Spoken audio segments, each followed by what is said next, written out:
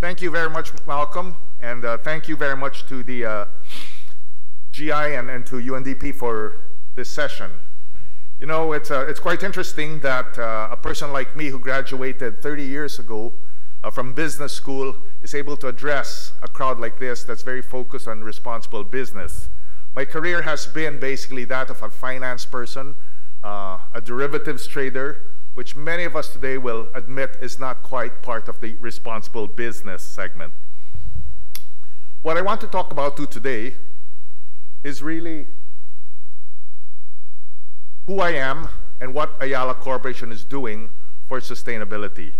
Ayala Corporation is a company that was founded that traces its roots back to 1834 as a little drugstore. And when we celebrated our 100th year in 1934, the Philippine press actually congratulated our predecessors for really building up the country. And I think that is what is key about Ayala Corporation. Its longevity, its ability to last for generations is built on a business model that is focused on preserving values for generations, for managing for the next generation, and for sustaining a business that helps the country. As my chairman said, businesses cannot survive in communities rife with inequity and in a degraded environment. This is something that we hold very close to our hearts. And in fact, when I think about it, as a person who grew up in the 80s, where the key mandate was really about increasing shareholder value, and that was the only mandate that we had, how different it is today, where the clear focus is building long-term value. And what gives rise to this is my thinking, where we have come from a very logical mind of a mathematician, which is my training.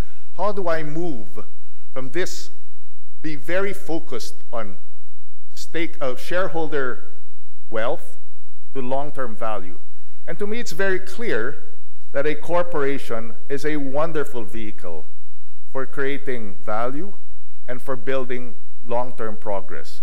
Take, for example, the fact that corporations, because of its legal nature, are allowed people to have limited liability, which allows people to manage their risk. A corporation also has the ability to manage for the very long term. A typical entrepreneur will only look to build value in his lifetime because a typical entrepreneur will want to have his returns before he passes away. A corporation, on the other hand, has the ability to live way beyond the lifetime of any single entrepreneur, and therefore the corporation is the absolutely right vehicle to make long-term investments that can change societies or change humankind. And therefore it is the role of management to ensure that a corporation lasts way longer. And in fact, my thesis is that managers of corporations, board directors, are not agents of our shareholders. Our shareholders are, while legally they are owners of our companies, they are merely beneficiaries of the wealth and the value created by the companies. They are owners without rights or responsibilities that are typically attributed to a real owner, say, of property. And therefore the role of management, people like myself, my president, my CEO, is to manage the company for the long term. Because only if you manage for the long term, if you only manage with the objective of making sure that your organization and that your corporation lasts forever, can you truly ensure that long-term value will be created. And that is what investors are looking for today. Today, Ayala Corporation is probably the largest conglomerate in the Philippines. We have interests in real estate, in telecom, in banking, in healthcare, in power. And we have anchored our strategy on the 17 SDGs. In 2015, when the SDGs were pronounced, we saw it as the perfect framework to lock our strategies in. It gives management the ability to focus and to crystallize what we are doing. Sure, our ancestors before always thought of the long term, but if you can pick a framework and pick 17 tiles and show the whole organization what you're trying to do, this brings the whole strategy and makes the whole strategy real to the organizations. For example, in real estate, we now have a goal to be carbon neutral by 2022 in all our malls. We will do this by reducing our electric consumption. We will do this by using renewable power. And to the extent that we still are short, we will do it by offsetting. In power generation, we are the second largest wind power generators in the Philippines. We also built the first wind farm in Indonesia, and today we are building the largest solar farm in Vietnam. One of our biggest success is our public water utility, Manila Water Company. We were awarded this concession in the 90s. Today, we provide water to all of the eastern side of Metro Manila. 100% of the people have water, whereas when we took over the concession, we had water for only 3 hours a day. Today, we are allowed to provide water to even the poorest of the poor because we have a billing methodology that provides subsidized prices as well as social responsibility, where communities are together empowered to collect amongst themselves.